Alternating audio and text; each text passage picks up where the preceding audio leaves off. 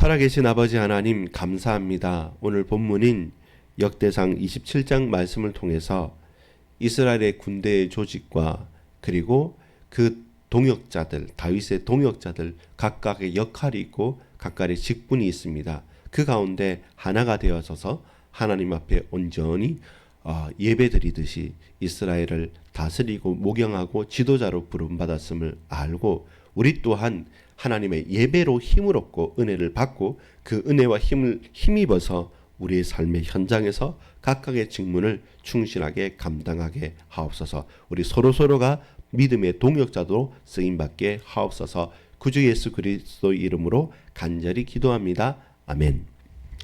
여러분 반갑습니다. 오늘은 2025년 6월 27일입니다. 금요일입니다. 벌써 한 주말이 돌아왔습니다. 어떻게 이렇게 빠르게 시간이 지나가는지 모르겠습니다. 그런 가운데 여러분 질문하겠습니다. 오늘 제목입니다. 동역자가 있습니까? 저에게 여러분에게 동역자가 있습니까?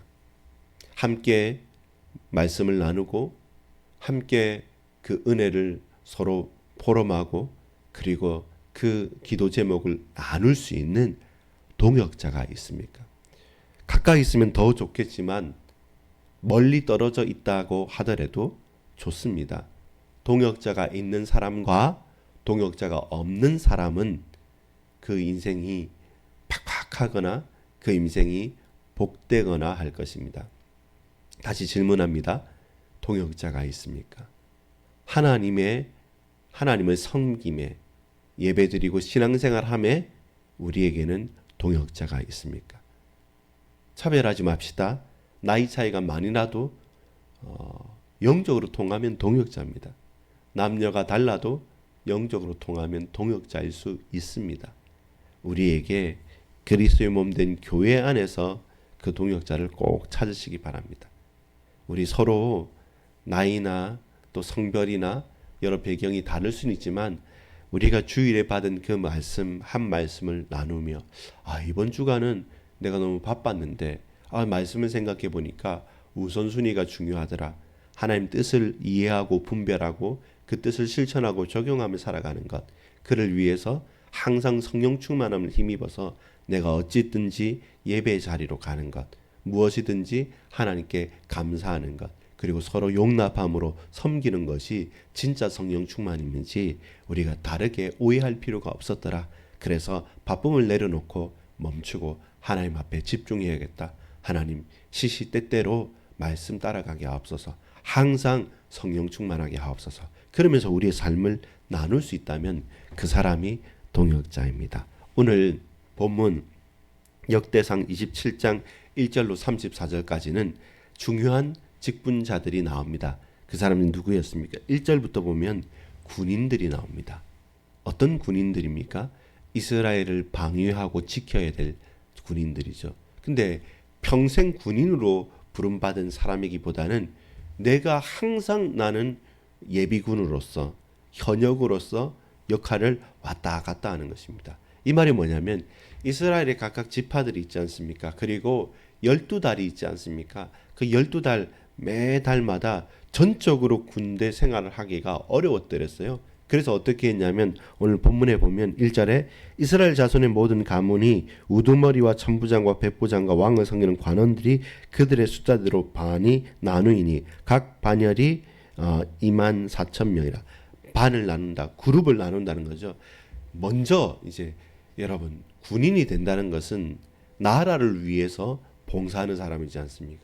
나라를 위해서 생명을 드리는 자이기 때문에 이들은 지도자입니다.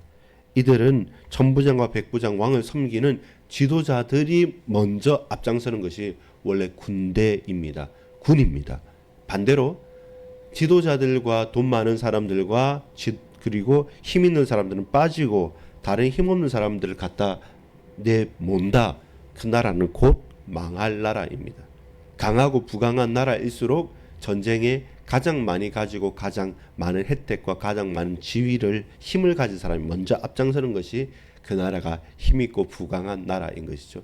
마찬가지로 이스라엘의 군대 조직이 각 그룹이 24,000명씩 모이게 됩니다. 근데 각 지파와 지도자와 우두머리 백부장 천부장 그리고 다윗을 섬기는 모든 사람들이 앞장서서 지도자들이 앞장서서 조직을 합니다. 어떻게요? 매달 2만 4천 명씩. 적어도 무엇입니까? 28만 8천 명 정도가 군 정규 조직이 됩니다. 그리고 그 군 정규 조직이 매달 돌아가는 거죠.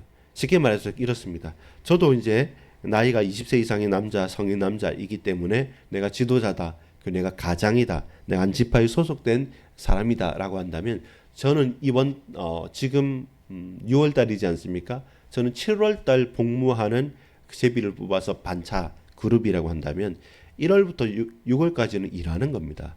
8월부터 12월까지도 일하는 겁니다. 근데 7월 달은 내가 그 모든 일들을 또 각각에게 서로 맡겨주고 가서 일을 군인의 복무를 하는 겁니다. 그때는 현역이 되는 거고 다음 달 8월 달부터는 예비군이 되는 것입니다. 그리고 이렇게 각각 수비를 하고 군인이 되어 있다가 전쟁이 일어나면 다 일어나는 거죠. 이러니까 이스라엘이 돌아갈 수가 있었던 것이죠. 다윗이 그런 조직을 잘했습니다. 이것은 누구입니까? 다윗의 동역자들입니다. 이렇게 평상시 평화로울 때는 각각 서로 일을 하면서 방위를 했던 것처럼 이제는 위기 때는 어떻습니까? 모두 다가 각각 이제는 내가 6월달 근무인데 7월달 근무인데 따지지 않습니다. 전쟁이다 하면 다 일어나서 함께 나아가게 되는 것이죠. 이것이 다윗이 군인이었기 때문에 누구보다 더 잘 만들었던 그런 조직입니다. 첫 번째는 군대 조직이었죠. 여러분 영적 싸움 아십니까? 영적 싸움에 동역자 있습니까? 우리는 다윗의 군대처럼 우리의 삶의 현장도 마찬가지입니다. 어떤 때는 끼어서 간절히 간구하면서 영적 싸움 할 때가 있습니다. 그리고 평상시에는 그렇게 집중하는 것이 아니라 나에게 맡겨주신 또 다른 직무가 있습니다. 무슨 직무입니까? 문지기를 할 수도 있고요.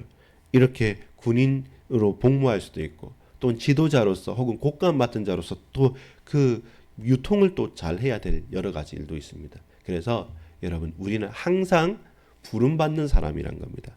평상시에 그리고 집중의 때 그 사실에 대해서 부름받는 사람이란 사실을 먼저 고백해야 됩니다. 무엇으로요?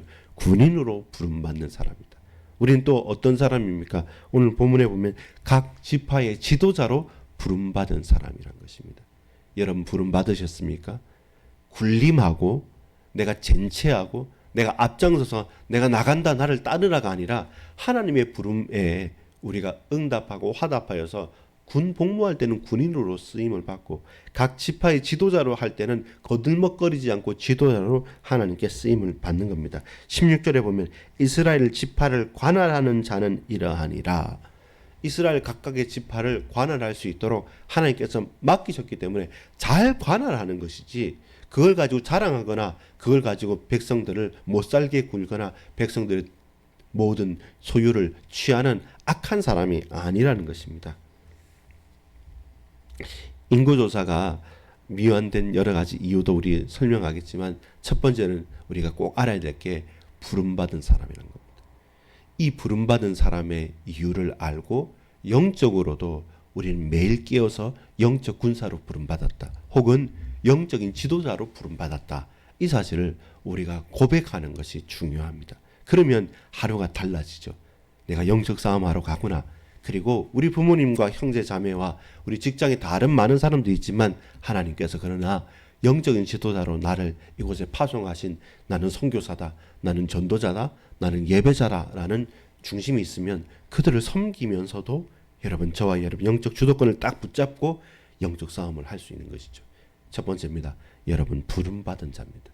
다윗의 동역자이면서 동시에 하나님께 부름을 받은 자입니다. 그것이 동역자가 있습니까? 라는 질문에 우리가 첫 번째 대답해야 될 것입니다. 나는 부름받은 자다. 나는 누구누구의 동역자요. 나는 하나님의 부름을 받은 자로서 내게 주어진 이 직분을 잘 감당하고 영적으로도 깨어서 나는 나아가겠노라. 이것이 부름받은 자입니다. 두 번째는 무엇입니까? 저와 여러분은 부름받았기 때문에 나는 사명자다라는 것입니다. 나는 누구입니까? 사명자입니다. 부름받은 자에게 주신 것이 뭡니까? 사명입니다. 오늘 본문은 군인으로서 조직하고 거기에서 열애하지 말라는 겁니다. 11달 동안은 열심히 일하고 한 달만큼은 헌신하라는 겁니다. 사명을 감당하라는 것입니다. 부름은 받았는데 그렇게 나는 군인이고 나는 어떤 조직이다. 그렇지만 그건 너무 힘드니까, 너무 여름은 더우니까, 겨울은 너무 추우니까 안 갈란다라고 말할 수 있을까요? 아니죠. 그건 사명을 감당하지 못하는 것입니다. 다른 날들은 다 하더라도 이때는 내게 주어진 사명이기 때문에 우리가 감당해 가는 것입니다. 두 번째는 뭡니까? 사명자입니다. 저와 여러분은 사명자입니다.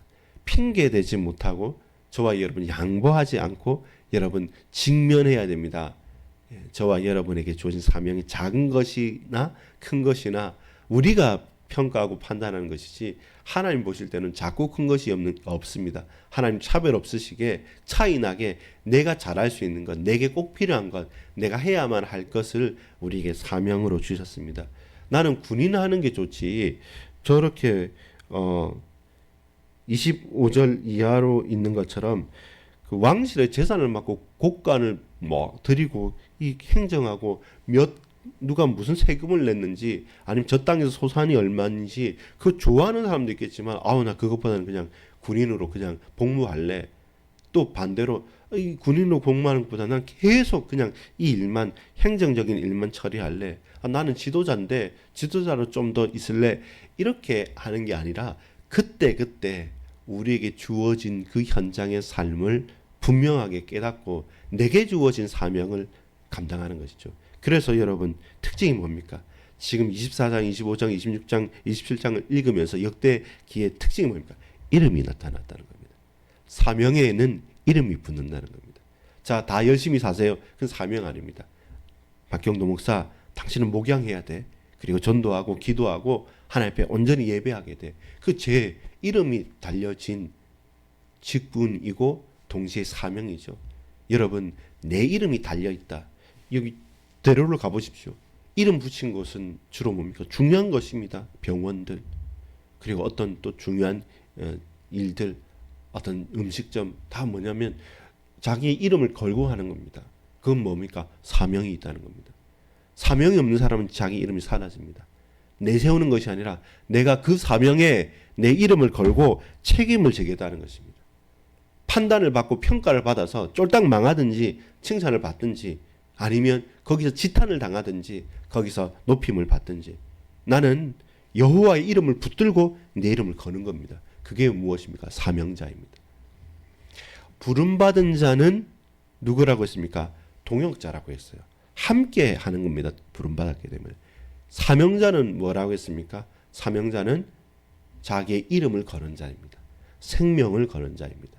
그 사명은 누구에게 대신해 줄 수 있는 맡길 수 있는 것이 아니라 나에게 평생 우리 이름을 걸고 해 나가야 될 하나님의 부름인 것이고 하나님이 주신 우리의 사명인 것입니다. 결론을 맺겠습니다. 그러나 주의할 것이 있습니다. 부름도 있고 사명도 있는데 주의할 것은 뭡니까? 하나님의 영광을 위하여 하라라는 것입니다. 오늘 본문 중간에 갑자기 들어온 본문이 뭡니까? 23절부터 24절까지입니다. 인구조사에 대한 겁니다. 그 인구조사의 핵심은 뭐였습니까? 하나님께서 하시는 일은 무엇이었습니까? 23절 하반절에 보면 여호와께서 전에 말씀하시기를 이스라엘 사람을 하늘의 별같이 많게 하리라 하셨습니다. 이게 하나님의 약속입니다.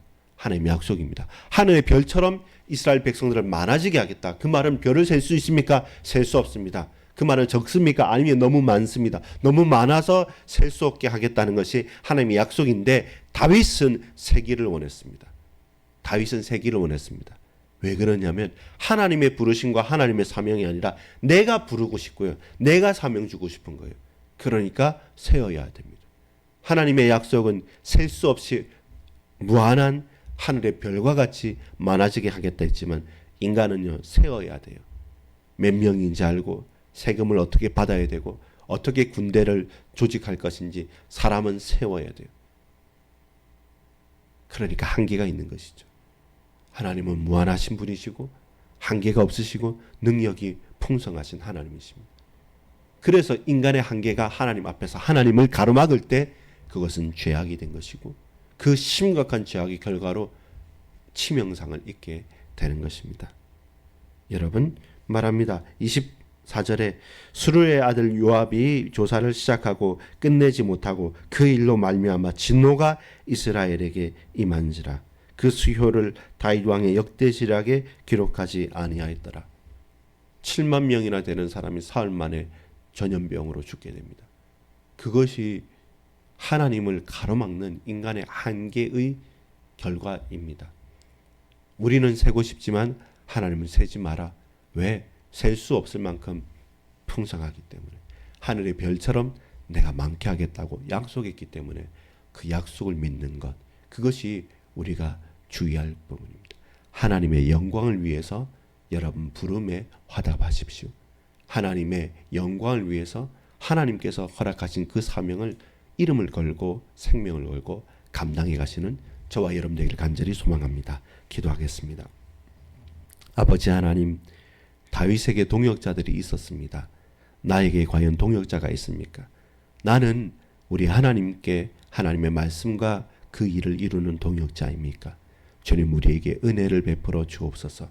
하나님 부름에 대한 합당한 화답, 그리고 사명에 대한 생명을 걸고 그 사명을 감당함에 우리 인간의 셈법이 있는 것이 아니라 하나님의 무한한 은혜에 있음을 믿고 고백하오니 주여 우리 모든 권속들의 일생을 붙들어 주옵소서. 오늘 이 하루 정말로 부름에 화답하고 그 사명을 감당하는 생명을 거는 이름을 건 우리 인생이 되게 하옵소서. 구주 예수 그리스도의 이름으로 간절히 기도 올리옵나이다. 아멘. 여러분 이후의 시간에 우리 함께 기도하겠습니다. 기도하실 때 하나님의 성령으로 충만케 역사해 주옵소서. 우리 아버지 하나님, 누가 뭐라고 해도, 누가 어떤 말을 한다 할지라도 나는 하나님께 부름받았습니다. 내게는 하나님의 사명이 있습니다. 그래서 내 이름을 걸고 생명을 걸고 내가 감당해 나가겠습니다. 절대로 놓치지 말아야 될 주의할 점은 하나님의 영광을 위해 하는 겁니다. 내가 내 몇 가지 가진 내 재산이나 내 가진 몇 가지를 세는 것, 그것 계산을 내려놓고 하나님께 맡기십시오. 그러면 하나님께서 놀라운 것으로, 우리가 셀 수 없는 것으로 하나님 채워주실 겁니다. 그 확신과 그 부르심에 우리가 믿음으로 달려가는 이 하루가 되어지기를 간절히 소망합니다. 기도하겠습니다.